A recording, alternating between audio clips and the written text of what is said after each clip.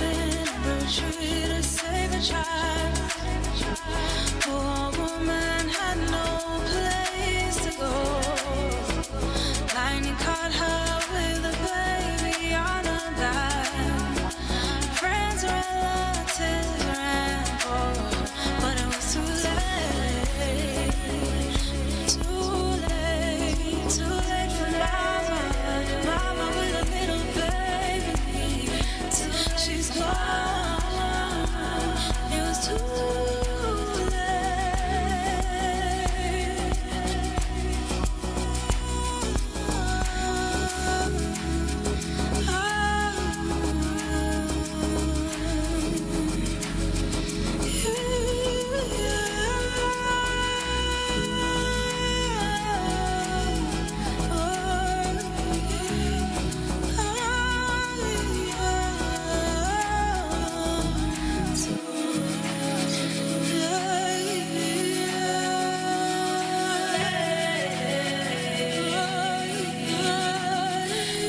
It has become the Botswanan natives' signature now to sort of bridge intergenerational and intergenre sounds and create something quite unique to herself. That is how she became introduced to all of us at this side of the border by fusing sounds and music of yesteryear with her very signature vocal prowess. Mposibina, that is. She's a singer-songwriter hailing from Botswana, having studied, by the way, she's got a qualification, honors degree in international business from a university out in Malaysia. And it was during her time in Malaysia that she started experimenting with sounds like this and started putting her own vibes to music by Brenda Fassie, Black Jacks, and so the list goes on and on. She is quite the success and something quite interesting to listen to. If you've never really given yourself time to delve into the music offering of Mposibina, then you definitely should add her onto your playlist. I hope your weekend was incredible. I hope it was restful and everything that you required it to be. I'll tell you this, that 2 days is just certainly not enough. Considering also that a lot of us put errands, especially at this time of the month, end of the month, there's always errands that need to be completed during the weekend. And before you know it, it's 5 o'clock on a Sunday and you haven't even had time to just sit on the couch and vegetate and blink. It's a Monday, and so it starts all over again. We've got lots of a jam-packed show today coming your way. We're going to be exploring a conversation around the shifting birth rates in South Africa. There is a pattern of declining birth rates in the country, and I wonder if this is also a global phenomenon to some degree in parts of Asia. We're also seeing shifting and declining birth rates. So we'll explore that conversation with Andrew Fulton, who is the director at 8020, and they did some research around this. We also are going to be looking at the Gauteng Accelerator Program's innovation competition. They're going to tell us more about what that entails. On the other side of 2 o'clock, we're going to sit in conversation with a storyteller and filmmaker, multi-award winning filmmaker and director. Offense Mazwe is joining me in studio. But we'll tell you more about what's coming up after 2, closer to that time. 061 410 4107 is our WhatsApp line. 086 000 2032 is the number you can give us a call on. Alternatively, you can also find us on X at Bridget Masinga. Let's take a quick break here and then we come back and get into conversation. Beyond the headline on SAFM. With the seventh suspect, is it known whether the person handed themselves over like the sixth suspect? He did not hand himself over. I wouldn't say they handed themselves over. It was because our team was hard at work in tracing the suspects. We need to commend the Eswatini police for cooperating with us. They executed the warrant, and now it's a matter of extradition processes. Brigadier Tlandamate is the spokesperson for the police, and this is in relation to the murder of Keenan, aka Forbes, as well as Dibelo Tips Mutswane. Beyond the headline with Aldrin Sampear on SAFM. Weekdays, 3 to 6 p.m. So there are new and exciting moves for the SABC2 Familia. From the 4th of March, the life-changing game show Deal or No Deal with Katle Khumaboy officially moves to SABC2. That's from today, weekdays at 6:30 p.m. It's where you belong. Bridget Masinga on SAFM. It is the Full Circle with myself, Bridget Masinga, on SAFM. 086 000 2032 is the number you can call us on. 061 410 4107 is our WhatsApp line. So as we get into this conversation, let me ask you this. Given the context of just the South African economy, where we at with households just struggling to put food on the table, and understanding that on average, families, it takes around 100,000 Rand annually to raise a child. Have you ever thought about that? It takes, hear that figure again, around 100,000 Rand annually to raise a child. Given the context of that, do you think that financial means and financial security, your ability to be able to take care of yourself, take care of your family, take care of your household, do you think that should be considered when planning to have children? Do you think you should be considering your financial muscle when you are planning to have children? That is the question on the table. Would like to hear your perspective on this. 086 000 2032 is the number you can call me on. Andrew Fulton is the director at 8020, and Andrew joins me now to talk about South African homes and the shifting birth rate decline. 40% of babies are born into households that earn less than 5,000 Rand per month. But, Andrew, let's talk about this decline. How are you doing this afternoon? I'm doing well, Bridget. Thanks. How are you doing? I'm fantastic, thank you. So South Africa is showing a trend when it comes to the global birth rates, and currently our fertility rate is 2.1 births for South African women on average. Globally, from what I understand, that number is slightly higher. So we are seeing declines in childbirths. We are, yeah. I mean, it's, as you mentioned earlier, it is a global trend. The most extreme example would be a place like Japan, where you've got about twice as many people who are dying every year as are being born. What we've got is a birth rate that, on average, about 2.33 children are born to women in their lifetimes, which means we have a growing population, because 2.1 is kind of the rate at which a population replicates itself. So that's actually the norm for most of the planet, except for a few countries and many of them are in Africa, where we still have a growing population and a high birth rate, but it has been shrinking over the past few years due to a number of different things. Like, as you're saying, there's the cost of having children. I also wonder how much of that is people just wondering if they want to bring children into a world where we've got 2 world wars, et cetera, et cetera.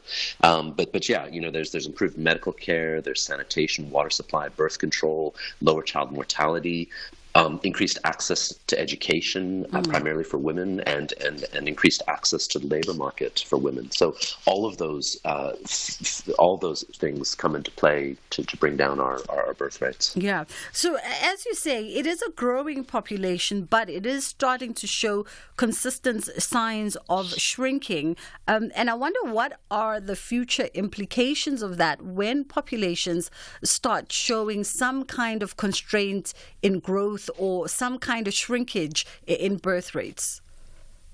Yeah, so I mean, based on predictions, and one must always be very careful with predictions, because it's we're using the information that we've got right now, and things could dramatically change.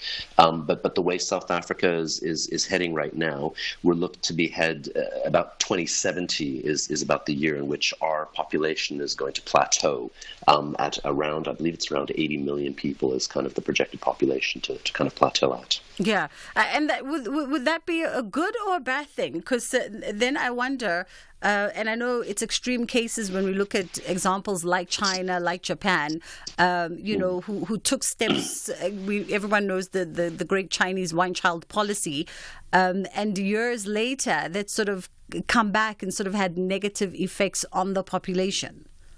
Yeah, and that's the thing is, I think with all things as well in life, there's no like absolute good or bad. It's just what you do with the cards dealt to you. So one of the challenges with South Africa is our dependency ratio. So the dependency ratio has to do with how many young people we've got who are working and paying taxes, and how many retired people we've got who were paying, disabled grants, unemployment grants, and retirement grants.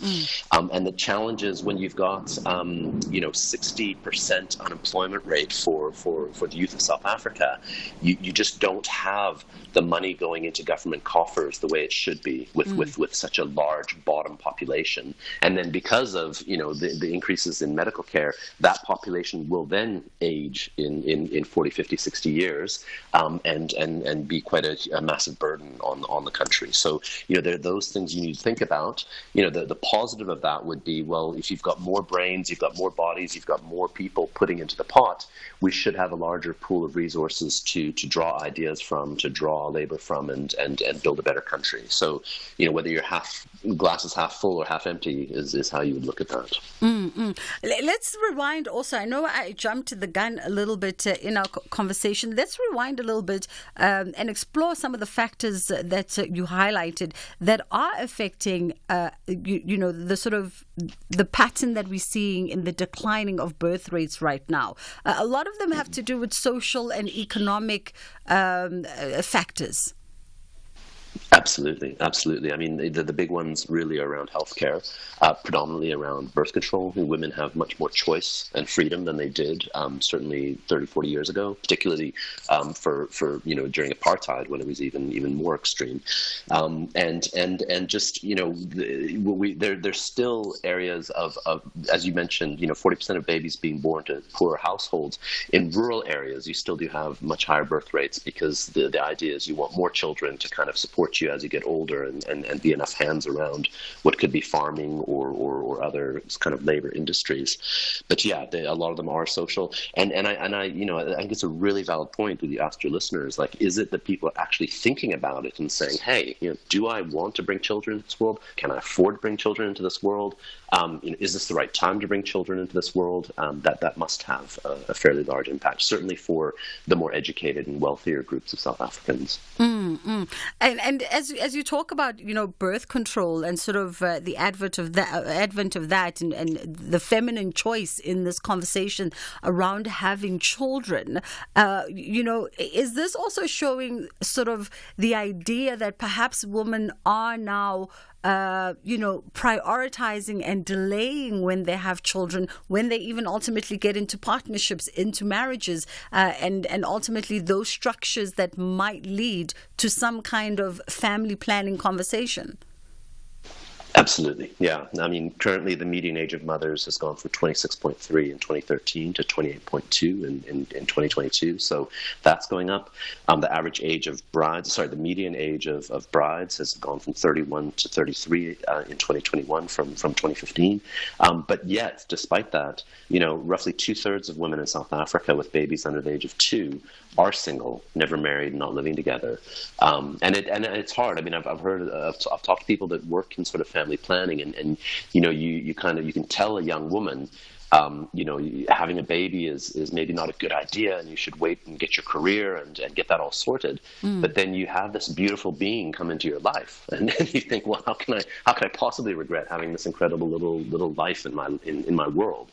So yeah, it's a challenging thing. And I guess with life, it's all about choices, and they're not good or bad. They're just choices that you make. Absolutely. And then obviously the other implication here is on the family structure. And we know that Africans in particular have quite the emphasis on the nuclear and extended family unit and how that comes together.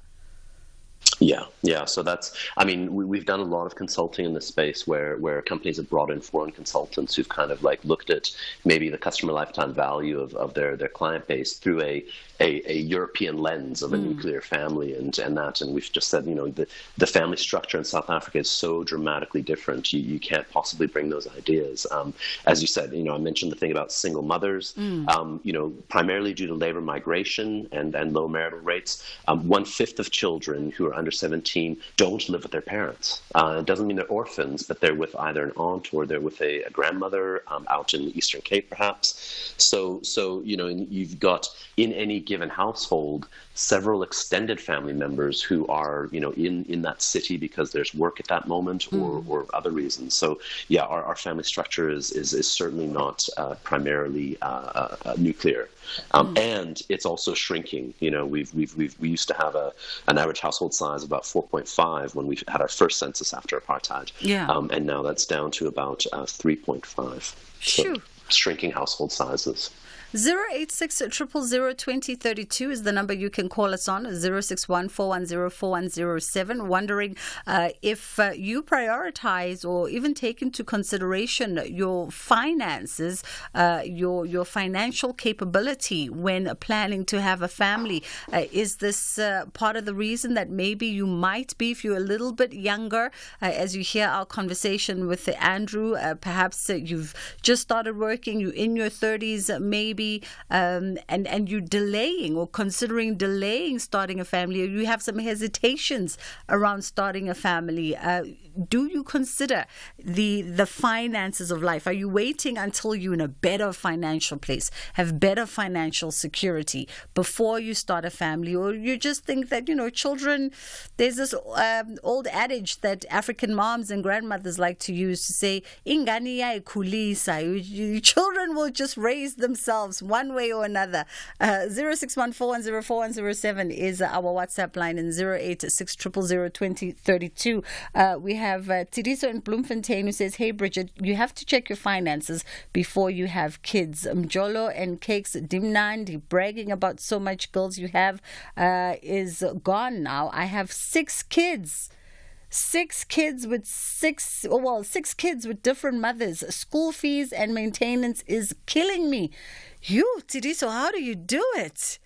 6 kids. I mean, we're not judging in this conversation, Andrew, but I would venture to think that from what Tidiso is saying, that there was not a lot of family planning or financial consideration before getting into this situation. And on average, according to some of the reading I extracted from you guys, on average, it costs about 100,000 Rand to raise a child annually. Multiply that by 6. I can imagine what the average income in that household needs to be. Look, that piece, you should always approach any number you read with skepticism. That's the best first position for it. Yeah. And with that particular number, that was a survey done by My Way, which is an insurance company that deals with maybe a slightly wealthier clientele. So yeah, when we spoke earlier about people with 5,000 Rand a month income, that doesn't even get up to 100,000. So that is an average, and it could be up or down. But there's no doubt that it is expensive. And I guess one of the challenges is, it's pretty easy to become a parent. It doesn't require a whole lot of work or effort. You don't need a license. It just happens. So yeah, I think if it was something like planning to go to university and saving up for it, perhaps there would be a little bit more thought going into it before it actually happened. Absolutely. Let's take a quick pause here for the headline news, but our WhatsApp remains open on 061 410 4107. I wonder if you consider your finances before deciding to start a family, or you just found yourself having started a family, and how is that working out for you? If you could rewind back, would your financial position be something that maybe came into the conversation and into the consideration before choosing to have children? 086 000 2032. And Musa is standing by with the headline news. Good afternoon. Thanks, Bridget. In the headlines, the retail price of all grades of petrol will increase again on Wednesday following another fuel price hike last month. Angry locals at Mutlunung and Danielsville in Brits in the Northwest Province have barricaded roads in the areas. The protests relate to a lack of service delivery that includes poor supply of water. And the Mpumalanga High Court in Umbombela has dismissed the application by the defence to have a prosecutor recuse himself from the rhino poaching case against a rhino poaching kingpin and his co-accused. I'll have details on these and other stories at 2. The Full Circle with Bridget Masinga. Monday to Friday, 1 to 3 p.m.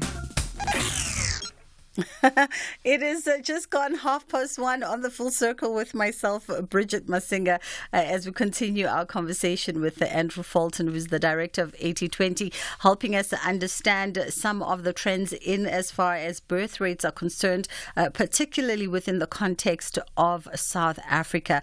Better healthcare and contraceptives, delayed marriages, and the cost of raising children are some of the factors that they've identified in as far as what they are picking up now as a declining birth rate. But with that said, as Andrew highlighted in the earlier part of our conversation, still growing, still healthy growing, but with signs of declining and to show some kind of plateauing perhaps by 2070. Let me ask you this, Andrew. Our lines are open, by the way, on 06141041007 if you want to weigh in on this conversation, or 086-000-2032. And the question for you is, would you perhaps have considered your financial standing before deciding to have children? As you heard Andrew said, it doesn't require a degree or any kind of qualification for us to have children. In fact, it's quite enjoyable trying to have children.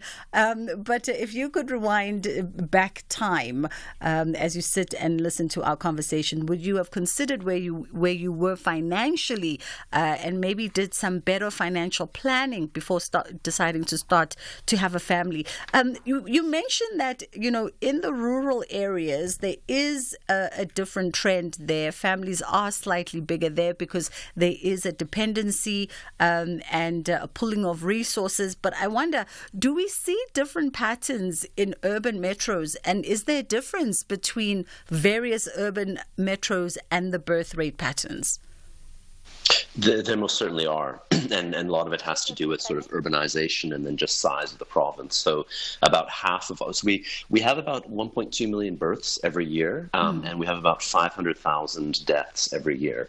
And about half of those 1.2 million births happen in Gauteng and KZN, just because they're the most populous provinces, so they have the most people. The births per population are much higher in rural provinces like KZN, Limpopo, and the Northern Cape. But in Gauteng and the Western Cape, it's lower just because it's a more urbanized population. And then, as we said, you mentioned that 40% of babies born to households less than 5,000 a month. A lot of those are rural households in more rural areas. So that is the way that the demographics fall in terms of the provinces. The other thing is household sizes. The average household size in KZN in that first census after apartheid was 5.1 average household size. It's still the largest at about 4.4, but Gauteng is the lowest average household size, primarily due to migrant workers, mothers who are coming in to be domestic workers or just get where there is employment. Let's go to Polokwane. I think we've got Godfrey in Polokwane. How are you doing, Godfrey? Fine, thanks, Bridget. Great, thank you. Go ahead. Wonderful. Bridget, maybe just to add a different mind to your conversation, hopefully I won't go off a tangent. Okay. Look, I think my view as a believer, or sometimes when it comes to children, we don't believe that, you plan for them. What God has given you, has granted you. If He decides to give you 5, 6, 7, that's the number that He'll give you. Honestly, that's how we. Because in the past, I used to think, okay, yes, I'll plan. Because when we start, our plan is like, what do? Use prevention methods and all those things. Like, yes, Godfrey. I understand that part, but that is not for us to decide that. I'm a Muslim anyway. Okay. So, that our view is that that is not. Yes, I understand. Yes. So once you start saying, I have to plan to have 3, 4, 5, it's like you say you're in control, because the children that does come into this world. I mean, you gave an example of China, for example. They wanted to do cleaning for their population. In the long run, it worked against them. You see. So what God decided to bless us with, that's what we are. That's what we get. And taking care of the kids, like you gave an example of saying kids, they basically rise themselves. Well, I understand. I mean, you don't mean themselves, but that's how it is. Yeah. They will rise. God will, that essentially it's saying God will take care of everything. That's so cool. Yeah, no, thank you very much, Godfrey. Thank you. And I completely understand, particularly from your Islamic religious perspective. There's a lot of factors that come into play, I guess, socially as well. There's a lot of dynamics that come into play. Let's go to WhatsApp. I got a voice note on WhatsApp, and I think it accompanies the little caveat that says, "Don't be shocked. Some people can afford 6 children." Indeed, people can afford 6 children. We were having this debate, with my producers, and it sometimes it's not even a monetary thing. It's not a finance thing. It's also just like the human and love and emotional capacity. And some people are they are built to be able to do that, to build big homes and give and raise, and everyone is happy and well balanced and all the rest of it. I think it's just always a shocking number. Particularly if you come from a small family unit and you've only ever wanted to have like 2 children. When you start hearing numbers, getting closer and closer to 10, you go, how are we managing all of this? But anyway, let's go to WhatsApp. Good afternoon, Bridget. You just mentioned a tweet or a message by a guy called TD saying that he's got 6 children by different mothers, and you mentioned that it costs 100,000 per year to raise a child, as if you were shocked. Some people do afford to raise 6 kids. Some people are wealthy, they earn high salaries, they're high income earners. So we shouldn't be shocked and start judging. Each to their own. Afternoon, Bridget. Luckily in South Africa we have free contraceptives like e.g. pills, loop, condoms, injection. So you must have kids that you can afford, so that you don't blame the government, you don't blame your relatives, so that you don't do abortion, you don't kill your kids. So it's up to a person, not to the government, to birth control, so that you can be happy. And even crime will be less. Thank you, Bridget. SAFM values your views. Be an active citizen. And I think the shock, and by the way, it's no judgment. We don't have a judgmental show here. I don't have a judgmental bone in me.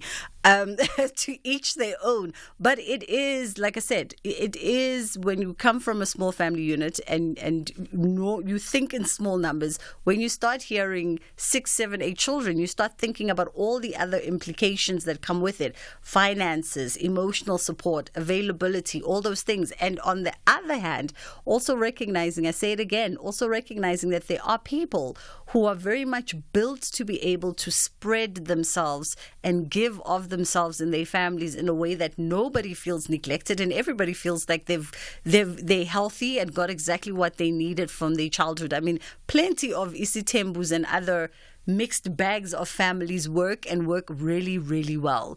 So it's not an affordability thing. There are people who are able to afford their children. There are people who are able to afford 100 children and decide to just have 2 children because they also understand the other things that come with having kids, that it's not just about the money of having children. There's so much more that is required, by your children. Children are very demanding, but to each their own, whatever it is you choose to do. And we also can't run away from the fact that there are very many people who are also just irresponsible. You know what I mean? Who are just having children, and then, everyone along the chain, children, mothers, and everyone else is left broken and neglected. We also can't run away from that part of the conversation. Michael out in PE, how are you? I'm good. Just a quick one. Yes. But if you were to zoom in, you're gonna realize that a lot of I'm talking super wealthy people, they have maybe 2, 3 kids. What happened to Michael? Oh, Michael. We're going to try and get him back shortly and see. But let me jump back to you, Andrew. Are there any sort of lessons that we can take from countries that have tried to manage their birth rate populations, whether it be China, whether it be Japan, and perhaps how that has worked out for them in recent futures? Yeah, I mean, I think more some overall trends, and I mean, what I've found fascinating about this conversation is there can be a huge amount of judgment felt when we speak about number of children and getting married and age and all that kind of stuff, and there's a number of different cultural norms that are different. So it's fascinating to have that kind of input around this, and as you said, like we're trying to just present the numbers. These are the numbers. There's no judgment in statistics. There's just numbers. But yeah, I mean, I think all I could say broadly is there's no country in the world where women have been given more education and more freedom and more power where it's been a detriment to the society. And that's really what's changed things in a lot of countries, particularly if you look at Europe or North America. Just that women have choice, have money, have more power has changed the way we have families and have children, and in a way that has given more power to women. So that's one thing we could learn is getting more education and healthcare out to women across South Africa can only be a positive. And then at least there is a choice of how many children they would like to have, and if they've got love for 10 children, let's have 10 children. But it's really about having the choice and the means to kind of make sure that those lives, a better life for all, as the ANC tells us. Andrew Fulton, thank you so much. On that note of aspiring for a better life for all, thank you for helping us understand this most recent data. That was Andrew Fulton, the director at 8020, helping us work through this one. So whatever it is you choose to do with your life, it is your life after all. And hopefully everybody walks out and gets out of it healthy and well balanced. It's just gone 22 at 2 o'clock. Let's take a quick break here. We'll come back on the other side of this. SAFM has signed a code of conduct that is enforced by the Broadcasting Complaints Commission of South Africa. Under the code, we are committed to giving news that is accurate, comment that is fair, and programming that is not harmful, does not amount to hate speech, or contain violence or explicit sex. If you think we are not living up to that code, then you can inform the Broadcasting Complaints Commission of South Africa. Direct any complaints in writing to the Broadcasting Complaints Commission of South Africa. PO Box 142365. Craig Hall 2024. Fax to 011-326-3198 or an email to bccsa@nabsa.co.za. For more information, please visit www.bccsa.co.za.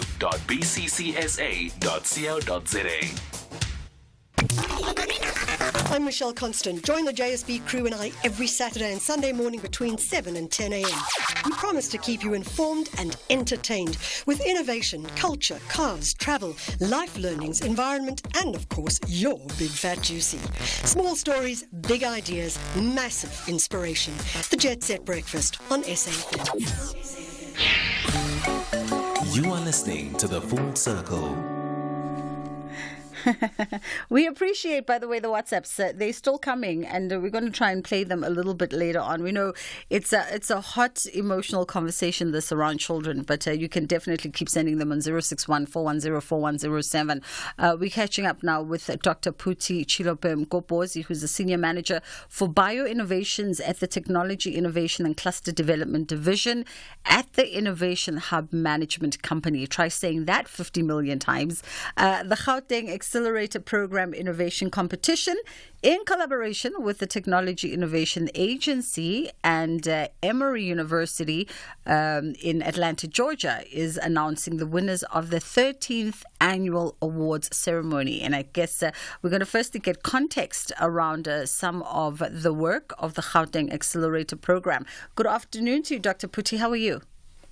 Good afternoon, Bridget. Well, thank you. Thank you so much for having me. It's only a pleasure. Okay, give it to us in the lamest possible way, an overview of the work that you'll undertake at the Gauteng Accelerator Program. All right, so the program, as you mentioned, it is now referred to as GAB, and this is a program that is run by the Innovation Hub, which is a regional agency in the Gauteng province under the Gauteng Economic Development. And this program is an opportunity or a platform that we provide to our local innovators, researchers and entrepreneurs that have some groundbreaking innovations that help with societal problems. And through this program, we equip them with necessary business skills that can help transform those innovations into market-ready solutions in the market. Yeah. And in fact, your theme this year was solving societal challenges through technology innovation. So how did that align with the mission and the goals of the competition? Well, it's very well aligned in what we want to do because we are aware of, that's why we're very stressing on local innovations because they are aware of the socio-economic challenges that they face. So what we're trying to do is just to play a leading role in prioritizing the diffusion of these homegrown innovations to solve these key societal challenges. Just through looking at, for instance, water problem, environmental problem, a health problem, what can local people, innovators, and entrepreneurs come in with solutions that can be translated into products that people can buy, and that's how we can advance the economy. So, like looking at problems in society and then transforming them to lead to businesses. And whilst we're on this, I mean, we often hear that phrase that, African solutions for African problems. And do you find through the programs, well, GAP particularly as a program, do you find that there is actually a lot of solution-based innovators on the continent and in particular in South Africa? Yes, we do. In fact, as you mentioned, this past Thursday, we were recognizing the cohort winners, the 2023 cohort winners. So just for that particular aspect of looking at innovators, so we will look at those that are from Gauteng and also those in South Africa. So that's our jurisdiction of the innovators that we're looking for. We have not yet extended to Africa as yet through this program. But for instance, you would have someone coming up with the energy solution. We just had one in the green category because we've got 5 categories in this competition, which is the biosciences, ICT, green, and for township economy, and also in biosciences and medical.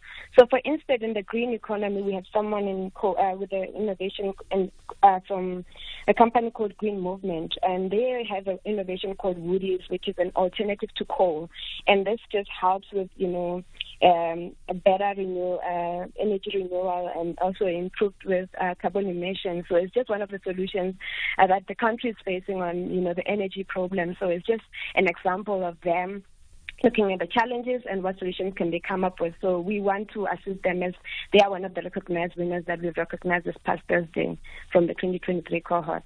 And I know that your interim CEO also mentioned the strong economy and the innovative spirit, right, of South Africans. And in terms of your GAP innovation competition, how do you guys make sure to foster and celebrate this? And of course, what also, and I think the other thing that always gets people curious, particularly when we start touching on STEM conversations, is also what distinguishes this innovation competition from other innovation competitions that are based around science and technology out there. All right. So, in fact, when we're talking about fostering innovation, that is one of our key mandates as an innovation hub. And how we are established as the innovation hub is that we are a science park. And I think the science park are created to look at, groundbreaking innovations from universities and also those that have innovations from the township. And the way that we do things is very different from the others in that we have created an environment that creates or ignites an ecosystem of startups that can find support because we have established companies that reside within the science park, but we also have a business incubation program that makes accelerator program very different from the others. And that as soon as we do recognize these innovations from the Gauteng Accelerator program, we put them onto a business incubation for a year or even more. So that's when we will align them with their business need and we will give them a mentor that's associated with their sector And we would also let them have an opportunity to attract even more investment, because they're in an environment where it just makes it easy and gives them credibility for them to be attractive to many more investment for their business to grow. So this is the type of environment that the Innovation Hub is creating for the startup company through the accelerator program, and that's what makes it different in that component of incubation, which is quite unique in how we offer it. Very important, I think very important component that, right? Because a lot of innovators will talk about the lack of support and the lack of incubation in order for their ideas to go from being ideas to being sustainable, scalable, market relatable solutions. Yes, yeah. So that's important when we would have our mentorship program that makes us understand, and also certain market strategies that they will give them to see which market they can go for. So there's just a lot of business development component that's offered. And I think that's why we would want to see at the end that there will be an impact that's measured out of this business that we support. Those that really make it and survive the incubation program, then we have something out of it, and that assists with the stimulation of the economy. But yeah, the key aspect is them going through the business incubation and just going through the milestones set for them to grow their businesses from their technology. Yeah. Dr. Puti, thank you so much for cluing us in. That was Dr. Puti Shilopam Gobozi, Senior Manager for Bioinnovations at the Technology Innovation and Cluster Development, which is a division of Innovation Hubs Management. Before we go to a break, Rohan, I got your WhatsApp message. Rohan is a regular contributor on SAFM. Rohan's like in his 70s and he's always in conversation with us. And he wanted to say, I do think that having children, as you've said, is personal. I do think, though, it should not be at the state's expense. Your choices should not burden our state finances. Then I think it's selfish, and that's Rowan. And Rowan, we would ask him to send a voice note, and he's still learning how to figure that out. But you know what I'm going to do, Rowan? I'm going to send you a voice note, and I'm going to give you the instructions in the voice note of how you send a voice note. It's actually not that difficult, okay? So that next time we can also get to hear your voice. That was Rowan in his 70s, always in conversation with us here. I see also always in conversation with Kathy. Let's take a quick break, and then we'll come back and get into Kids Corner. Gauteng MEC for Finance, Jacob Mamabolo, will present the budget to the legislature on the 5th of March at 10 a.m. The MEC will reflect on how public funds were used in the last 5 years to provide services to the people. He will further outline the priorities of the Gauteng government and how the budget will be allocated to support economic growth, create jobs, fight crime, and improve the living conditions of people in the townships, informal settlements, and hostels. This message is brought to you by the Gauteng Provincial Government, growing Gauteng together. The FNB Stadium will be painted in black and white as well as gold and black on Saturday, 9 March. You can also be there. 2 lucky fans stand a chance to win a VIP experience at the Soweto Derby, including transport and a supporter's jersey of your choice, courtesy of SABC Sport. To enter this thrilling giveaway, rush to sabcsport.com and visit the competition page. Entries close on Tuesday, 5 March 2024. T's and C's apply. Hashtag We Love It Here. Proudly brought to you by SABC Sport.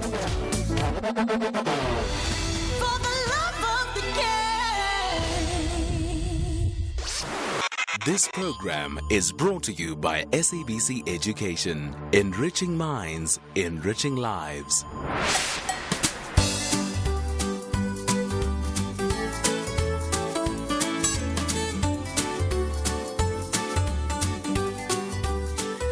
Hello, I'm Balintli.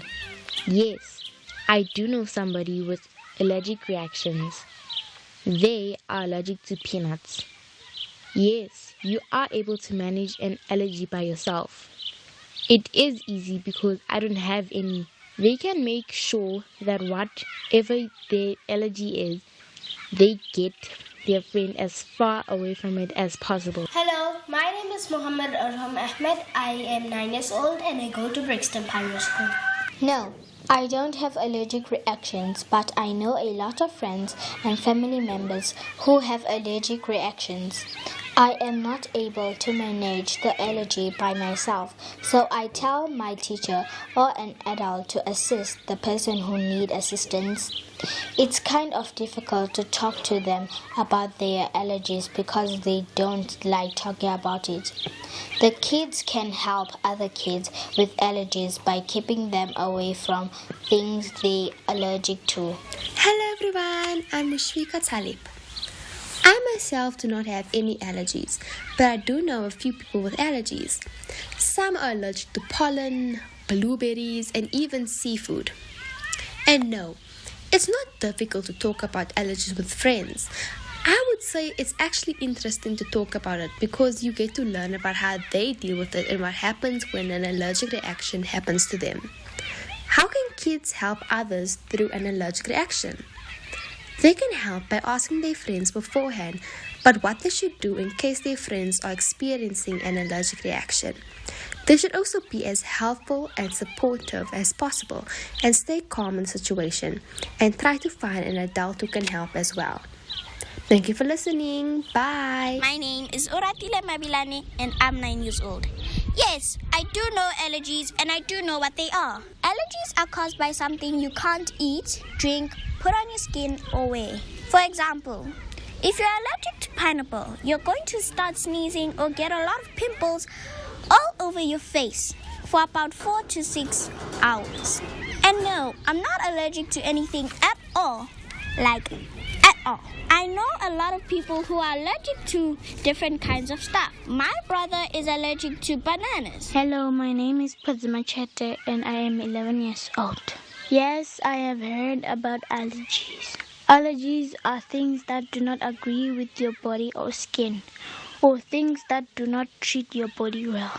There is nothing that I am allergic to. Hello, my name is Ashley Kabamba and I'm 12 years old. Yes, I have heard about allergies, and allergies are the conditions or symptoms that affect your body in different types of ways. Like when you're allergic to your pets, pollen, dust, or even different types of food you eat, your body reacts in a way that can give you a rash, cough, sneeze, or runny nose. I'm allergic to bath soaps or body lotion. So if I use a wrong type of bath soap or lotion, my body becomes very itchy and causes me to have eczema. My name is Kananani Pasmani and I'm 11 years old. I have heard about allergy. Allergy is when one's body reacts to either food, dust, medicine, and becomes hypersensitive. I am allergic to peanuts. If I eat peanuts, I develop itchy rash on my skin. Such rash is very itchy and painful. My name is Zacharias and I'm 10 years old. I have heard about allergies. I think that if you have an allergy, you should go to a doctor and eat or drink the medicine that the doctor gives you. Allergies are stuff you are allergic to or viruses that make you sick. There is nothing I am allergic to. I don't know anyone that is allergic to anything. Allergies are the way your body reacts, like when you have high fever, when you sneeze and cough all the time. My name is Nonhle Kakela and I'm 9 years old. I am allergic to sand, leaves, and strong cleaning chemicals like bleach. My hands get white like pimples and they are very itchy. My sister is also allergic to the early spring leaves. The wind from the trees gives her eye allergy. It goes away after some time.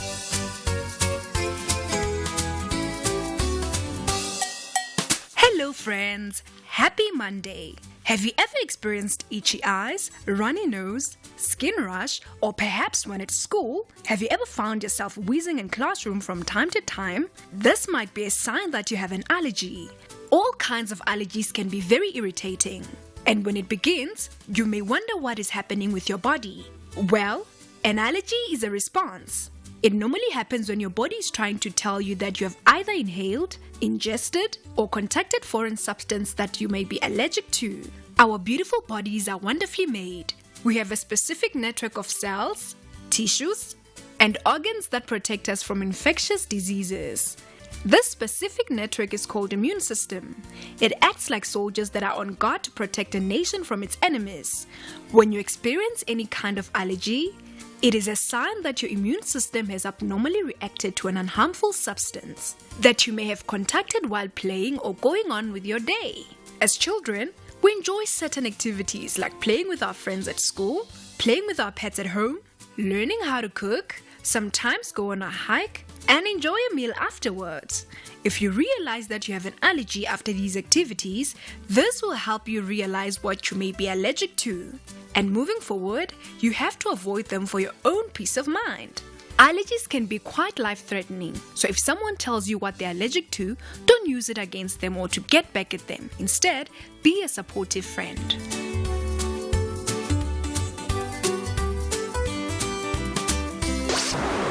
This program was brought to you by SABC Education. Enriching minds, enriching lives. Independent and impartial. This is SAFM News. In our top stories, fuel prices set to increase again and Nigeria tightens security at government food stores. Good afternoon. The retail price of all grades of petrol will increase again on Wednesday following another fuel price hike last month. The Energy Department says all grades of petrol will cost R1.21 more per litre. Diesel will go up by between R1.05 and R1.18 a litre. Paraffin users will pay 64 cents more for a litre, and the maximum retail price of LP gas is going up by 41 cents per kilogram. The Department of Energy spokesperson Robert Marquez says the latest increases are largely attributed to higher international oil prices and a weaker rand exchange rate. The higher average oil prices and weaker rand against the US dollar during the period under review, the slate levy remained unchanged at 0 cents per litre. The minister, with the concurrence of the Minister of Finance, increased the IP tracer dye levy from 0.1 to 1 cent per litre in the price structures of diesel. Transnet Pipeline has decommissioned the Kroonstad pipeline from 31st December 2023. It has affected fuel transport in 4 magisterial district zones, ranging in an increase of 0.9 to a decrease of about 5.7 cents per litre. Angry locals at Mutuhlung and Danielsville in Brits in the Northwest Province have barricaded roads in the areas. The protests relate to lack of service delivery that includes poor supply of water. The Northwest Police spokesperson Adele Myberg says police are monitoring the situation.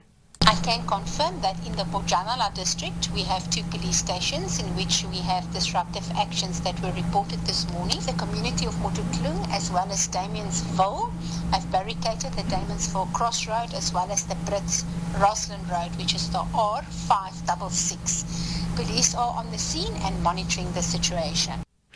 The Mpumalanga High Court in Mbombela has dismissed the application by the defence to have prosecutor Mulatlwa Mushuga recuse himself from the rhino poaching case against rhino poaching kingpin Joseph Nyalunga and his co-accused. The High Court judge stated that Mushuga has jurisdiction to prosecute from anywhere in the country. The defence advocate had made an application that the prosecutor should be removed because he has no authority to prosecute on the matter as he is based in Gauteng province.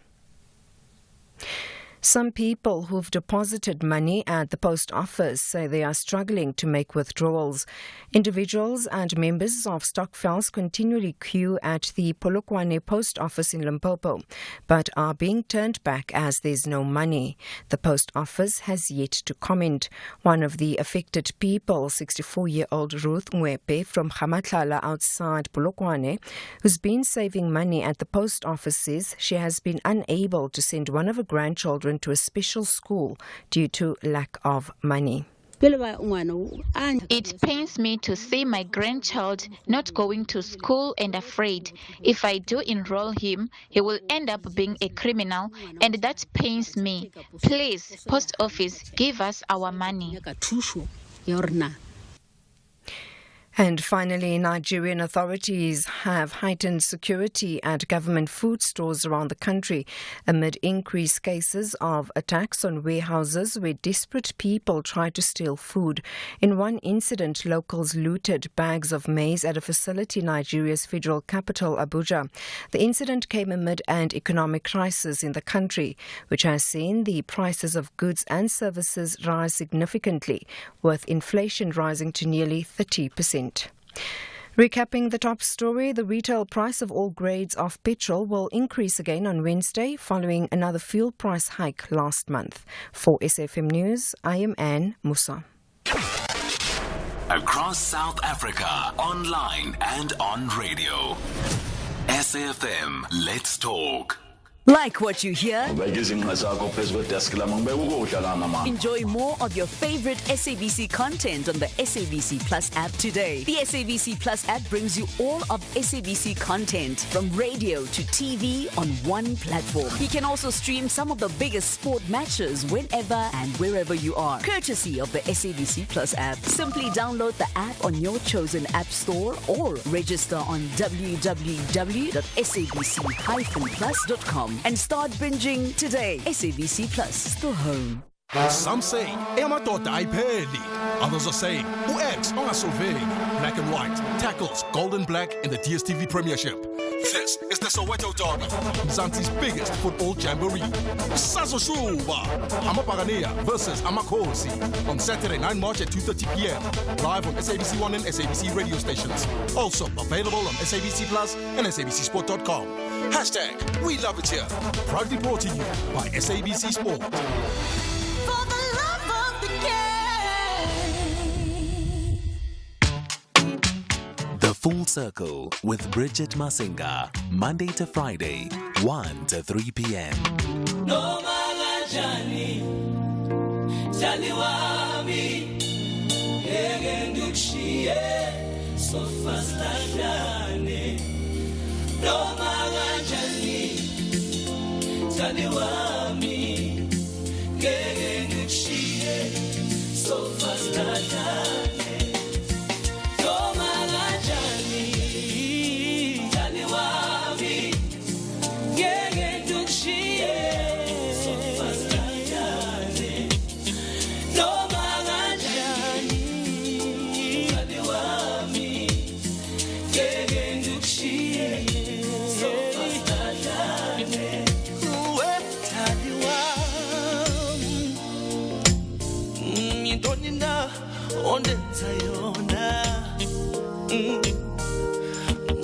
Ndivuke kuseni ndincumile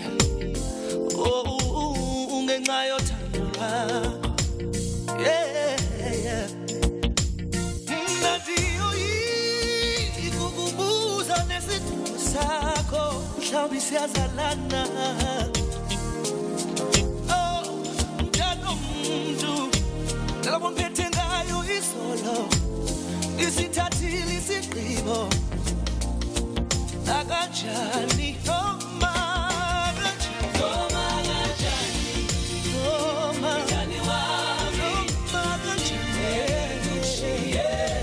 so fast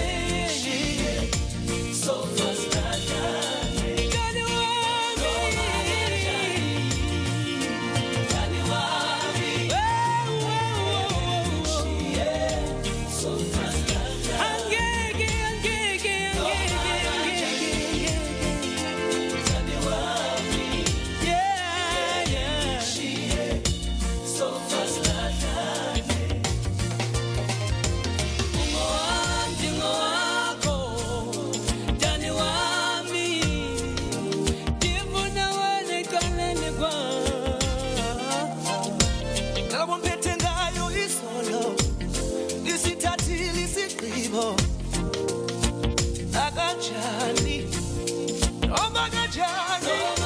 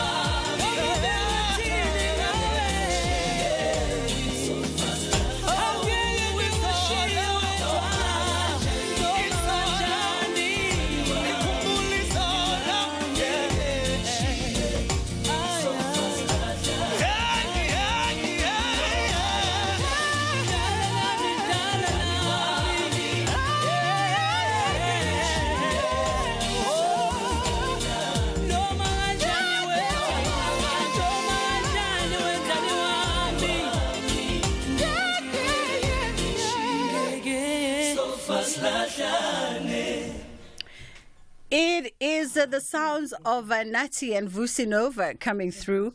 That is how we kick off the second hour of the show.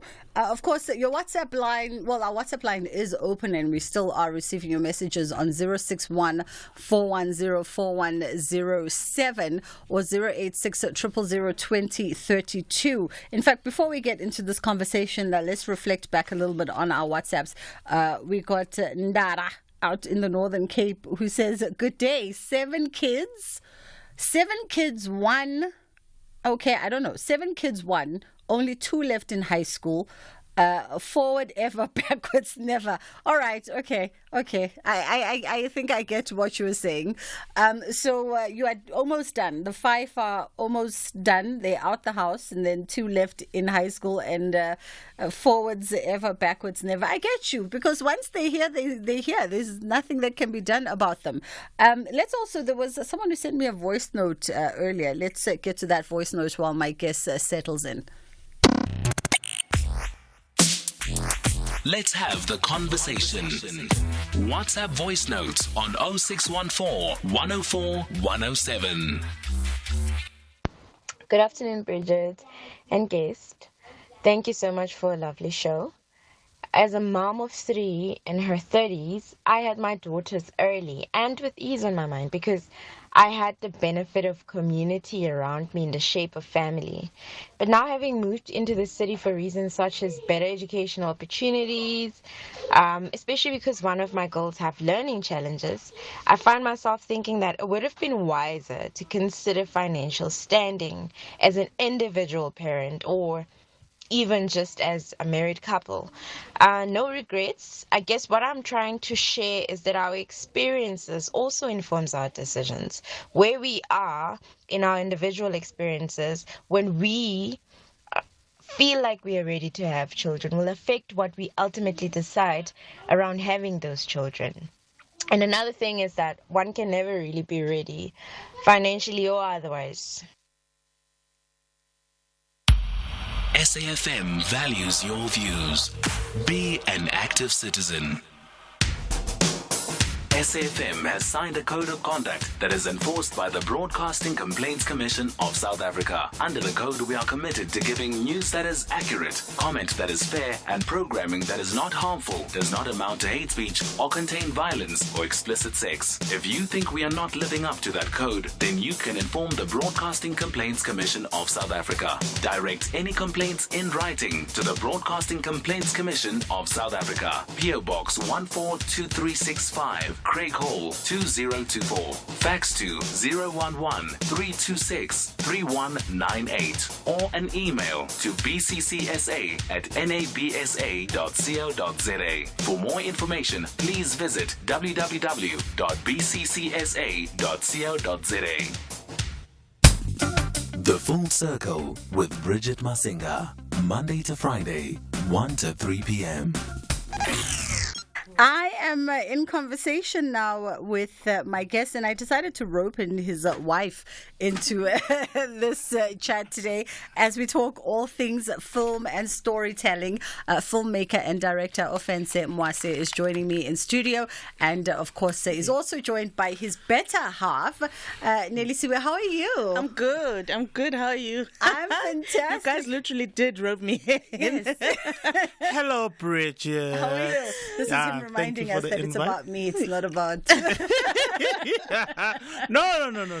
I get enough airtime. Hey. Right? Yeah. So she's the brains behind everything that we do. So you better recognize. I love that. Yeah. I love that. So my guest, like I said, was supposed to be Offense, and then Uneli joined our conversation because she's here. She might as well be here, and she's the business partner behind OM Films, which was established back in 2014. Yes, it's sir. 100% black-owned film production with a slew of productions under their name, lots of titles under their name, as well as winning quite a number of awards, including the highly coveted Lourdes Awards, as well as the SAMAs. All right, let's start at the beginning. Yes, sir. Let's start firstly by the storytelling. How does everyone come to find themselves being storytellers? Yeah, especially in the media space, it used to be very complicated, but I'm so happy that it's so much easier these days in the likes of like your Instagrams, your TikToks, your YouTube. So for me, I didn't know anything about storytelling. I went to school back in 2008. That's where I went to AFDA to go study. I actually went there to do editing, funny enough. And then when I got there, I got a camera in my hands, and then I was very good with it, and then that's how the dream started for me. So at the time I knew nothing about storytelling. All I knew was how to shoot a wedding or to shoot an event and just edit the thing together. And then whereas when it comes to storytelling, it's very more intentional. Like the things that you do there are well calculated. Every single shot that you put out on something, it translates something. Whereas when you are shooting events, it's never really something that's greatly considered like that. So for me, I think the school opened up the mind. It opened up my mind so much because I got to see the world in a different light. And, everywhere that I go, I look at the place as, how can I tell a story here? You understand? So, yeah, that's how it started for us, I think, for me. I mean, why are you saying us? Did it start the same? Yeah, she can say. So my relationship with story is actually quite different in a sense that for me it started back from grade 2. If I could, I'd probably go back into my memory and remember the first story that blew my mind in grade 2. So I've always enjoyed stories, always enjoyed comprehension work, enjoyed back then we had like prose. Yes. I enjoyed prose. And then one day as I was sitting watching TV, I saw an insert on SABC 1 Yo TV. They were showcasing what a director does. And everything clicked. I was like, I can live off stories? That's where I'm going. Different time back then. Parents didn't understand. What do you mean? I'm gonna live in Storyville. So that's my story. That's how my love for story began at the tender age of 7. Oh wow! Yeah. I mean, it's a beautiful thing. I think when you have that clarity at such a young age that's what you want to do, and then you have the ability to actually put a name to what that is. Yes. It was a strength. Yeah. But then to realize that there's a part of this world that could help me become somebody great with my own strength, natural ability, that was mind-blowing for me. So Yeah, for me, it was like with photos. So that's how I got into this whole thing. So I was that guy, that annoying guy who's always taking pictures of everything and everyone.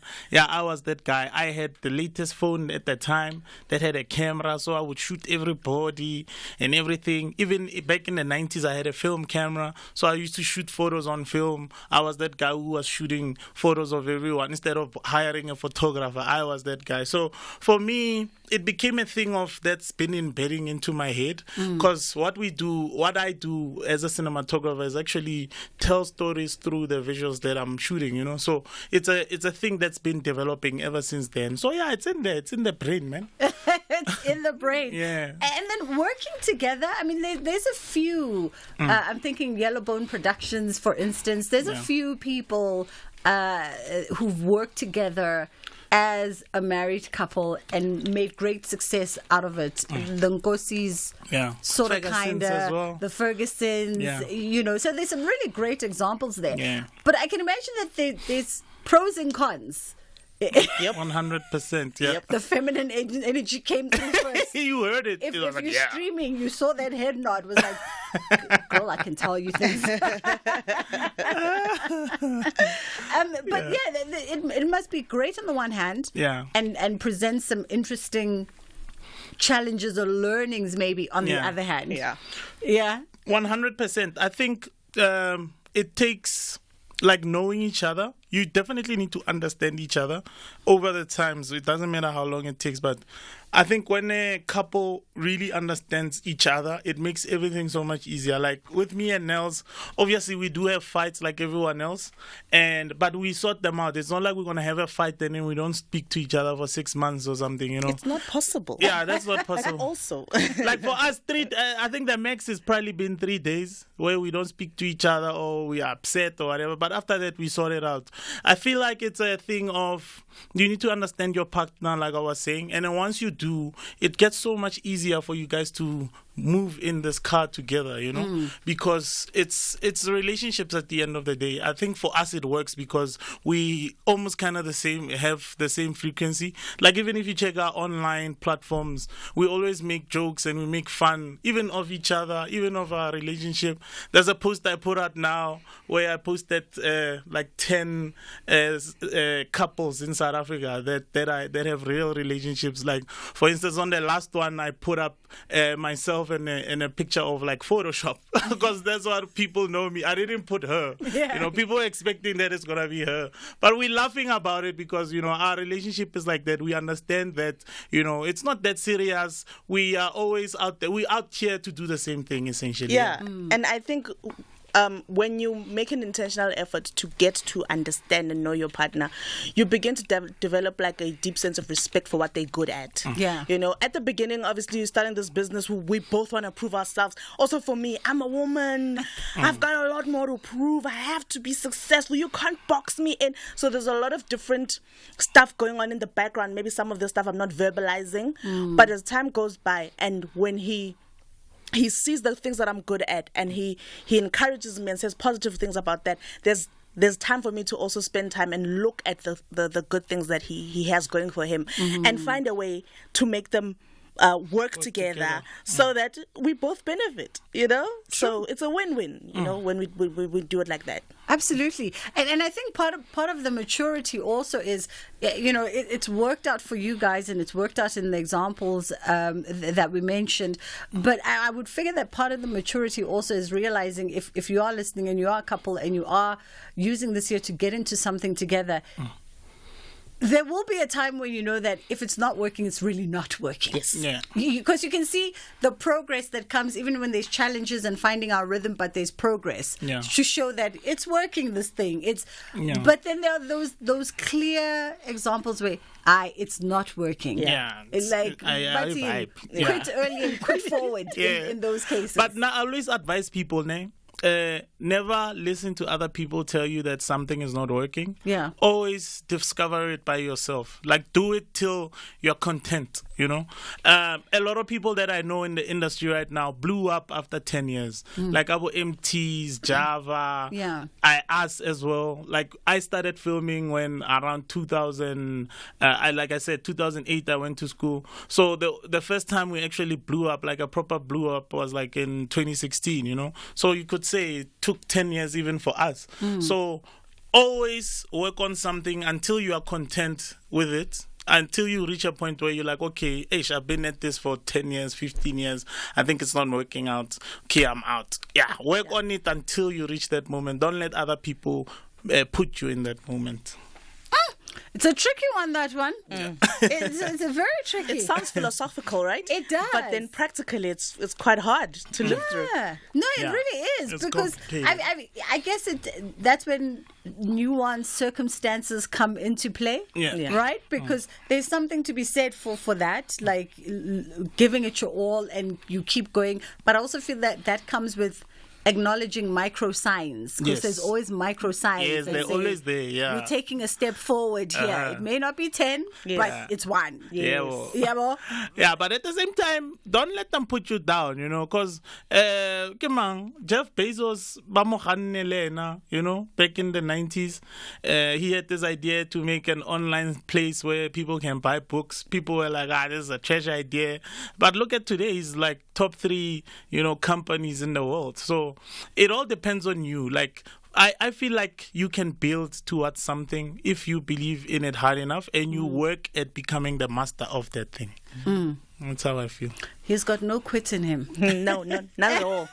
No, sometimes it's exhausting. But in the long run, we win. I love it. So between the two of you, because obviously, just before we get into the headline news, there's obviously different strengths at play. Yes. Different character strengths and also business acumen. Yeah. Who wears what hat? Or is it just a tandem of what the situation needs? Yeah, no, we definitely have hats. So essentially, I'm the cinematographer. So essentially, the person who shoots the things.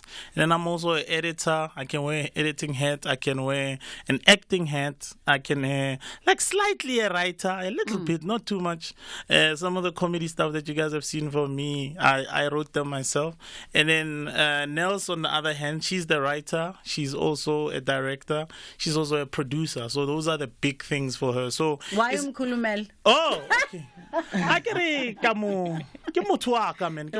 that so much. Because I'm like, hey, well, understand that so much. So I'm letting him take a shine. So, in all honesty, she's mostly the brains of what we do, as well as the person with the numbers. She's really good with that.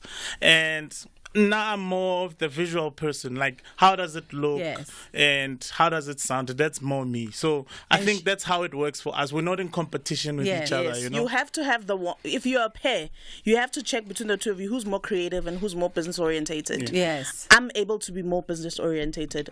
That stuff bores Offense. He doesn't like it at all. So I sit with the paperwork, I do the boring stuff, and then it gives me peace of mind to know the boring stuff is done. Then I can have fun. There we go. Priority first. Priority before play. Let's take a quick break here and catch up with Anmus and the headline news, and we'll come back on the other side of this. Yes. TV licenses have developed a new GIS-linked national address database to ensure that we can communicate with all our valued license holders. We now have a visual of all licensed and unlicensed households nationwide in order to effectively communicate with you.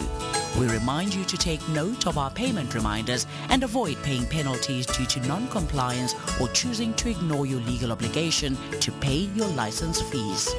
We can communicate with all our license holders through cost-effective electronic methods, enabling us to collect license fees and continue to support the national broadcaster, the SABC, in accordance with Section 27 of the Broadcasting Act No. 4 of 1999 as amended. TV licenses. Pay yours. Make a difference. And we would buy 500 cars, and we would buy 500 more. So sell your car for the best price, and we won't think about it twice. We buy cars, we buy cars. Da-da-dun-da-da-dun-da-da-dun-da-da-da-da. We buy cars, we buy cars. Da-da-dun-da-da-dun-da-da-dun-da-da-da-da. We Buy Cars, the easiest way to sell your car by far.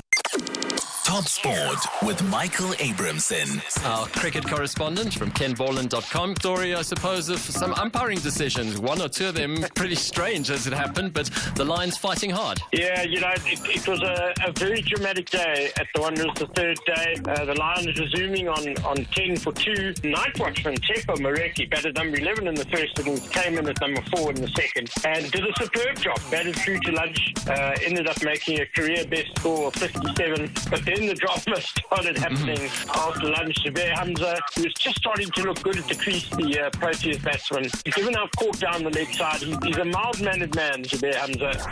Top Sport on SAFM. MasterChef, the biggest, most loved culinary TV show on the planet, is coming to S3. This fresh local version of MasterChef South Africa will cook up a storm on S3 for the first time in 2024. And of course, you can enter on www.masterchefsa.tv and start prepping for the opportunity to win R1 million and, of course, the prestigious title of Mzansi's new MasterChef. Remember that entries close on the 15th of March. A better you only on S3. That's how it goes.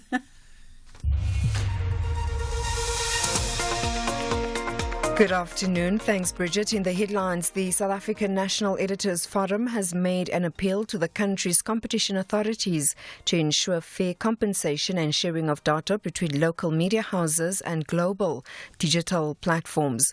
The retail price of all grades of petrol will increase again on Wednesday following another fuel price hike last month.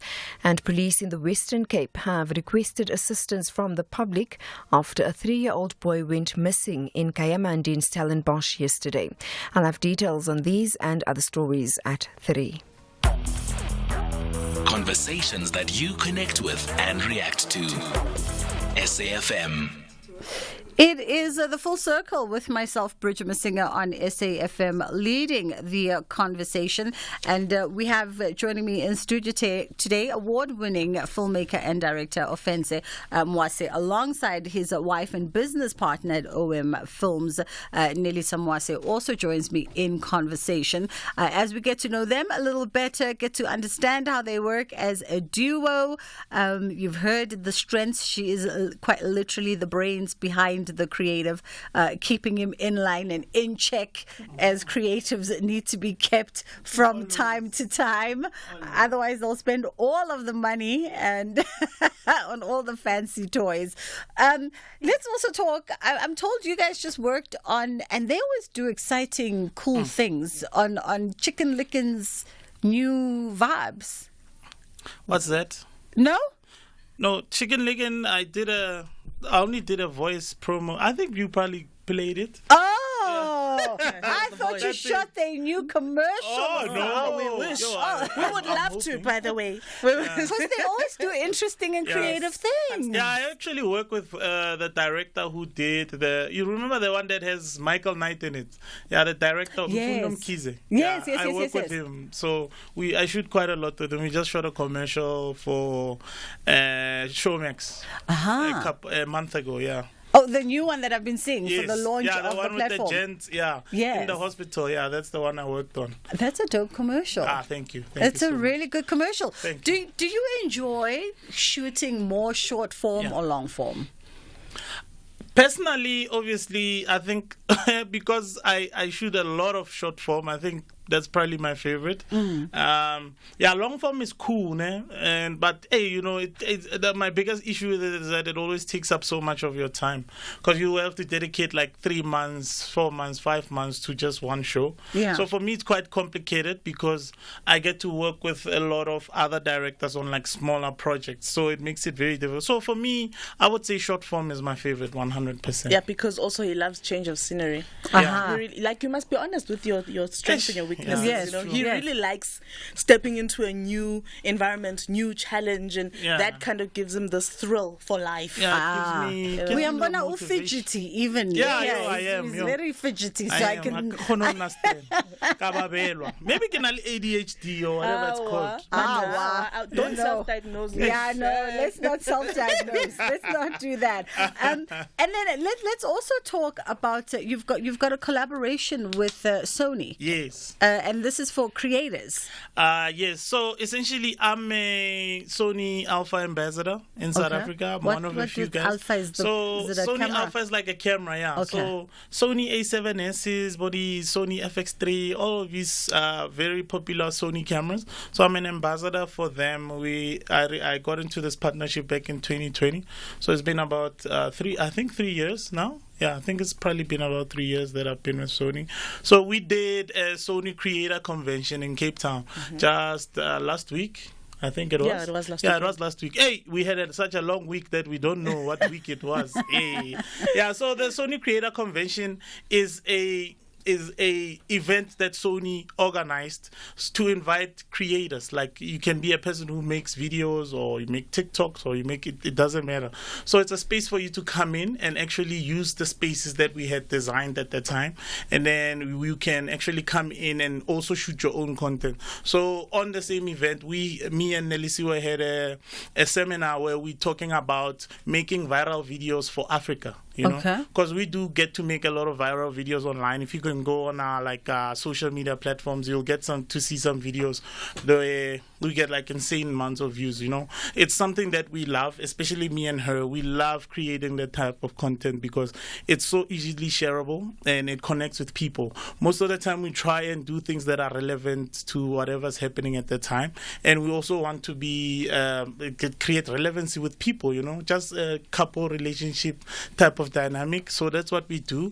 And then so Sony does these events every month, literally every month, where you can just be a part of it, learn from creators like myself and other bigger people in the industry to just come in and learn, you know. So you can join a platform called the Sony Alpha Universe. Just search it on Google and you'll be able to find it.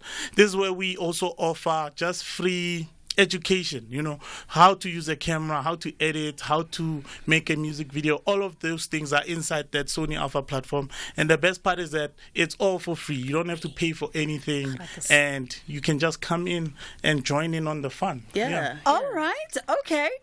Let's go to Vuyiswa.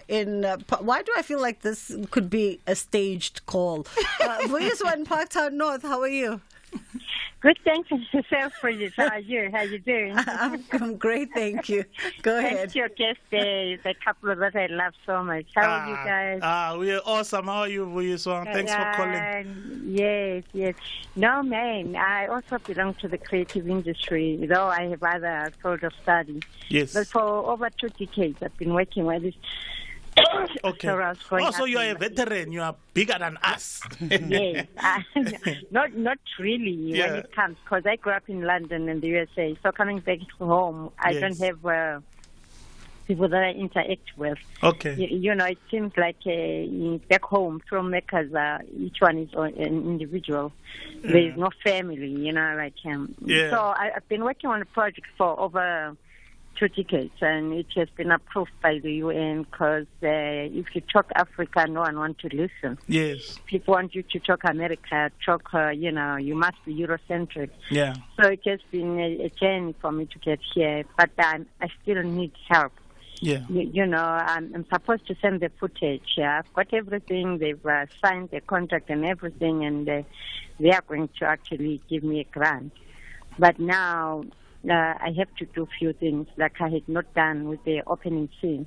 Okay. So, yes, and it has been self-funded for over 2 decades. Okay, so that's interesting. Trying to find out, maybe you guys can have, philanthropy people who can assist me, because I'm just looking to finish this on the 18,000. I'll be done. It will go. Okay. So I was thinking of Bridget even the other day. Sis Vuyiswa, listen, you've taken the long route. I could sense Uguti, you were trying to reach out for some kind of help, and you took the long scenic route, but we got the gist of it, and my producers have your number. So if the couple does have some kind of advice or leads where they can point you at, we'll definitely pass on your details. And if they are in a position to maybe hear a little bit more about the kind of help that you might need and point you in the right direction, it will be their prerogative. No pressures from us. Mina, I'm now 18 rand to even rub to myself, please. I was at the Joburg Film Festival, the awards ceremony on Saturday, and they've got a new banking sponsor. And there was a filmmaker, documentarian, I forget his name now, who was doing a 2-part docu-series, and he won for the first part of his docu submission, then needs to complete the second part. Oh, and I said, that's this so is cool. what happens when big business comes together with creatives, because on the spot, the new banking partner then gave him the 150,000 he That is needs to amazing. complete the second part That is of amazing. his project. Yeah. And we need those kinds of Yeah, we partnerships. definitely need them, 100%. What you're sharing reminds me of one of the experiences we had at the Sony Creators Convention. They set up a pitch. What's the pitch? What? Power pitch. Power pitch. They set up something called power pitch, and basically, the Sony team was sitting on stage, and the creators who pitched up for this great gathering had an opportunity to pitch their original ideas for 5 minutes. Oh wow! And after they've pitched them, with a time and everything. and everything, and then the executives then decide which idea they like the best, and then they picked one. And this person won a camera kit. Sony's ZV. Lovely. Yeah, one prize is worth 50,000 rands, and still, I think his idea is going to get produced. Now he gets to collaborate with Sony and make his own dreams reality. Lovely. Just like that. You see? And we need that kind of stuff. Yeah. We do. I mean, as we wrap it up, because Sir Aldrin is going to come through any second now. So as we wrap it up, just the importance also of backing filmmakers in this country. Yeah. I think that since we're on that tip, that's often the missing ingredient, because there's lots of stories to be told, but nobody to come through with either the resource or the funding to help filmmakers get to the finish line. Yeah, so we do have platforms like the NFVF and the Gauteng Film Commission. They do such a big job and they are a big help to the film industry. I don't think without them we would actually be having any films that go out at all, So shout out to them. Those are platforms that you need to learn how to actually get funding from. Make it your point if you want to be a filmmaker that you know them and you know how to contact them. And other than that, like I was saying earlier, platforms like YouTube, TikTok, these are platforms opening up such big doors for people. I know people that started on there with nothing, and today there are big people, like for instance a guy from Kevi Lame. I think we know him, the guy who doesn't even say anything in his videos. He's the most popular TikToker in the world just because he decided to start and then actually just make videos. So if you are in a position where you want to be a filmmaker and you want to create, please do. There's platforms where you can start, and then if you can't do it in your own capacity, try find people that you can collaborate with. And even us, our business grew so much simply because we collaborated with a lot of people. We use people that were popping at the time, or we use celebrities, or we use our friends. It doesn't matter, but we collaborated to actually create something. So don't put yourself in a position where you're like, I can't do this thing because I don't have XYZ. Yeah. Just do your best. And people sometimes believe, like, if you say this, that's only because you made it, you are there. You can say that. Yeah. But I think a lot of the times the industry doesn't know what it needs until you create a demand for it. Beautiful. So the more you create, the more they realize they need somebody like you. Yes. Sage advice. Yes. So they must just keep making authentic. And authentic, the most simplest way I can describe authenticity, because it's a big word that is used everywhere. Authenticity is like being a genuine. Like, well, if you are a Nike, you're a Nike. But if you are not the version from Small Street where it's Mike. Let's leave it there for this afternoon. That was my guest in studio, Nelisiwe and Offense Mwase, joining me. It's 1:45, just a few seconds before 1:45. Let's take a quick break, and then Aldrin St. Pierre is going to come through and let us know what's coming up on Beyond the Headline. The Eagles understand how crucial maximum points are as they rapidly want to climb up the ladder of the Premier League. Jordan whips in once more. Richards at the back post! Carissa Richards has broken the deadlock at Selhurst Park! But the Hatters know that they need something magical to escape from danger. Forward run from Chong, deflection of Bene's header, and the Hatters lead. What a noise from the away end, the Kop end is stuck. Experience the Premier League encounter between Crystal Palace FC and Luton Town FC on Saturday 9 March at 4 p.m. live on S3. Also available on SABC Plus and SABCSport.com. # we love it here. Brought to you by SABC Sport. For the love of the game.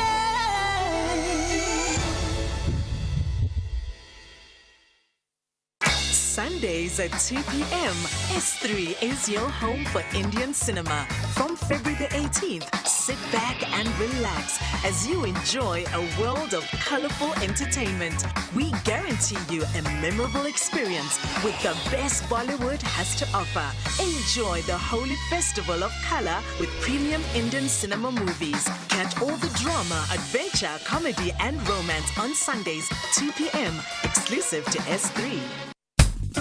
The Full Circle with Bridget Masinga, Monday to Friday, 1 to 3 p.m. Dumelang. Dumela, aus Bridget Likai. Riteng, wena? Ke tsogile na lona le kae? Okay, what happens after that? I always said riteng. Nna ke teng ngwaneso, something. Something. Siyafunda, guys. Realika. Ratutana. Is that it? Did I say it right, Zanele? Zanele is out. Okay. Ratutana, huwa sutu. Mole li mole ngwaneso. Really rabua. Mo sitjhabeng sa Afrika Borwa. Jeez. That's why Kazu opens the What's coming up on PTH? Coming up on the show this afternoon, we speak to the Competition Commission on its inquiry into media and digital platforms. It is a market inquiry looking into how trends have changed in the media space because of the digital economy and also the advent of artificial intelligence. So in the statement that they released, though, right at the end of that statement, they say, the only major global platform that has so far refused to participate in the hearings is X Corp. Oh. So that is Twitter. Twitter is refusing to partake in this, and the statement goes on to say the panel does not find this position acceptable as it denies us the ability to discuss and debate the submissions made by X Corp. So for me, this is interesting, and I want to know from the Competition Commission, is there anything else that they can do to force Twitter to actually participate as a company that is operating in South Africa as well? Yeah. But now they say in the statement, the panel would like to hear from the public and the media on whether they think X Corp should be participating and what questions you have for them of relevance to the inquiry. Singenapi. As a statutory body, I think you must be able to. But anyway, we'll have the discussion with the chief economist who will be joining us for this. That don't you have legislation in place that can actually force a company to participate in a market inquiry that is happening, especially when that market inquiry involves a company as big as Twitter, and also if you look into the influence that Twitter also carries, or X carries. Yes. And by the way, the owner of X, Muntwase Pitor, Oh, my guy. But anyway, also coming up on the show this afternoon, the ANC NEC has a special meeting that's taking place, and this is ahead of the deadline to submit the provincial list as well as the national list. So there's some people that have been flagged by the Integrity Commission of the ANC, and the question is, will those people be included in the final list? And also, some have been disqualified by the Electoral Committee of the ANC, including the likes of Zizukota. So we will be having the discussion. Yeah. Because of... let me say reportedly, it was reported yesterday over the weekend in the Sunday paper. City Press was carrying the story, Citizen was carrying the story this morning as well. And this is in relation, of course, to allegations made against him that he received payments from EOH, one of the companies that have been implicated in state capture. And also then on the show this afternoon, Chad's interim president, Mohammed Idris Adabi, set to contest the upcoming elections that will be taking place in May as well. And he, remember, has taken over from his father. Yeah. And his father had already been in power for 30 years. So are they creating a dynasty? I wonder, we're getting side-eyed. Yeah. Sounds like a dynasty to me. This is Alderton Pio buttering you up. He's back with you in just a matter of minutes. 3 until 6 on BTH. The Northwest, the Provincial Legislature Portfolio Committee on Economic Development, Environment, Tourism, Agriculture and Rural Development will conduct public hearings on the 6th of March on Climate Change Bill and Public Procurement Bill at Zirasta Municipal Hall, Naka Mudre Mulema, Potchefstroom Banquet Hall, Dr. Kenneth Kaunda, Khanyisa Auditorium Hall, Dr. Ruth Somozi Mompati, and Mabudisa Community Hall in Muruleng, Buchanala District. All hearings start at 10 o'clock. Bridget Masinga on SAFM. Our final catch-up this afternoon is with Eileen Agodi, who's a career coach. And we're looking at navigating the multi-generational workplace, particularly in a shrinking workforce. And we know that tensions can arise as differing attitudes to work-life balance, meeting styles, performance expectations all clash. There's bound to be some kind of generational friction, and it's bound to be exacerbated by a dwindling work age population. How are you doing this afternoon, Eileen? Are you good? I am, Bridget, and how are you doing? I'm fantastic, thank you. So, let's look at this generational friction that is now being exacerbated by a dwindling working age population. There seems to be a trend, right, that's hitting companies very hard around this. Yes, there is. Obviously, there's a lot more younger people in the workforce and, very few older generation people. And I think the challenge that organizations are having is really to meet the needs of all the different generations in the workforce and managing the traditional old school kind of way of working with the expectations of newer generations that are entering the workforce, and that's creating a lot of chaos, maybe in some instances also unmet expectations on all parties. So there's a lot going on. And I mean, how do we navigate around sort of this kind of challenge? Because if you're looking at the different generations and the mindsets of different generations, baby boomers versus Gen X versus us millennials, let's not mention these Gen Zs and all of their ways because they've turned things completely upside down. So how do companies then navigate through the various challenges to find some kind of working balance between the generations? Yeah, that's actually such a good question, because when we look at it, the truth is that actually all of the generations have a common goal, right? Everybody wants to work for a company that they feel appreciated by, where they can add value, and in turn they get an exchange of valuable work and they can see the results, right? So all the generations share that in terms of commonality. I think the way to navigate the differences is to actually get people to just work together, because we very often find that younger people are not necessarily getting exposure into the rooms where the Gen Xers and the baby boomers are. They are just the people who execute the work and not necessarily the people who are part of the decision. And we know that millennials and Gen Zs want to be part of the decision. They don't just want to sit and be told what to do.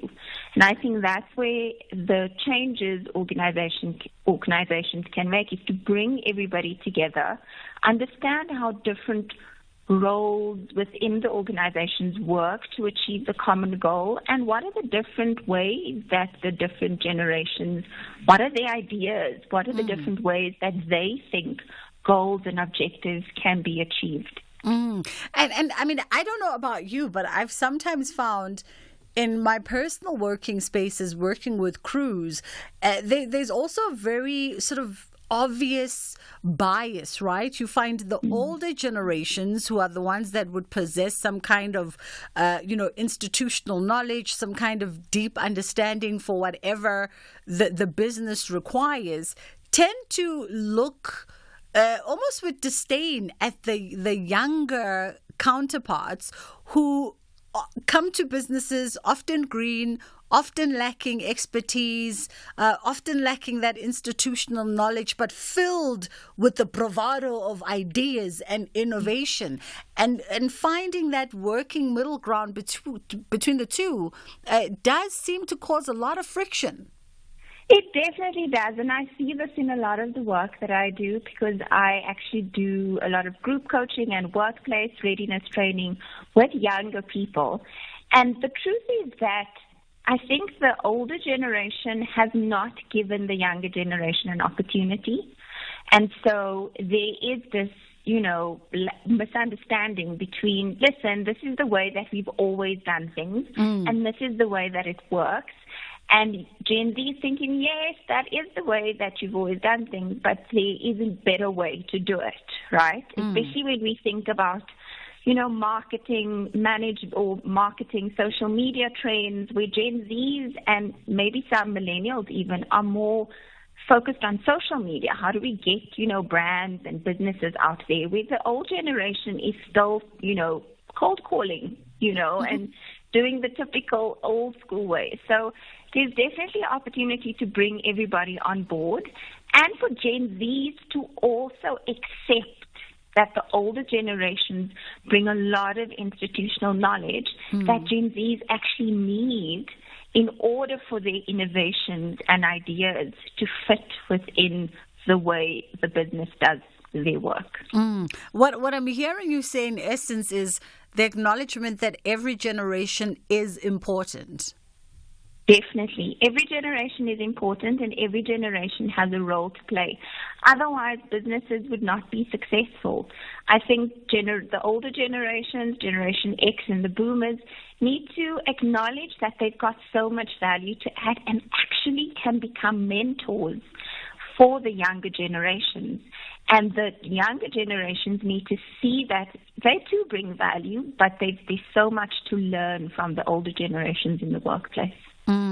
Because ultimately, it is about growing the business. And I think to some degree, even as you say, the learning from each other is about pushing the generational development. You may have been there for 30 years and, you were there at inception, but you never stopped being a student and vice versa. Exactly, because that's ultimately how businesses grow. I mean, if you think about businesses that have closed, businesses, especially since COVID, that have not been able to innovate and adapt, a lot of those businesses have been very much entrenched in their old school way, whereas newer businesses have embraced the understanding that everybody's got value to add, and we need to all work towards the same goal while bringing on our individual values and our individual interests to make this a success. That is a good note for us to leave it on. Eileen, as always, it's a pleasure. That was Eileen Agodi, a career coach, helping us navigate the multi-generational workplace, particularly within the shrinking economy. And bottom line is every generation is vital to the success of your business because older generations hold institutional knowledge and experience and expertise. Younger generations come with that much needed innovation, the almost arrogant and bravery of youth. But as long as we all understand that there's something to be learned and taken away from each one of us, bottom line is how you build a nice, happy medium. That is it from us today. Thank you so much for choosing to be in conversation with us. We get the sense by looking at our WhatsApp group that we could have had that conversation regarding finances and birth rates for the entire 2 hours because you feel quite passionately about it. But for everybody who's engaged us today and for choosing us every single day, we don't take it lightly. We most appreciate you welcoming us into your personal spaces. We'll see you again tomorrow for more riveting conversation. From myself and my team, we are going to make way for Aldrin St. Pierre. Seems to be lots on his agenda this afternoon as well. I'll see you on social media at Bridget Masinga is where you can find me if you are on X as well as Instagram. P.S. on a personal note, I'm not on Facebook. I have disclaimers all over my social media. I'm not on Facebook. And maybe let me just use this opportunity to say it again. I'm not on Facebook. If you see anybody purporting to be me on Facebook and soliciting monies, it is a scam. It is a fake. Report it. Do not give anything to anybody. I am not on Facebook. We'll see you again tomorrow, inshallah, God willing. Top Sport with Michael Abramson. Our cricket correspondent from KenBorland.com. Story, I suppose, of some umpiring decisions. One or two of them pretty strange as it happened, but the Lions fighting hard. Yeah, it was a very dramatic day at the Wanderers, the third day. The Lions resuming on 10 for 2. Night watchman Tepa Mareki batted number 11 in the first innings, came in at number 4 in the second, and did a superb job. Batted through to lunch, ended up making a career best score of 50.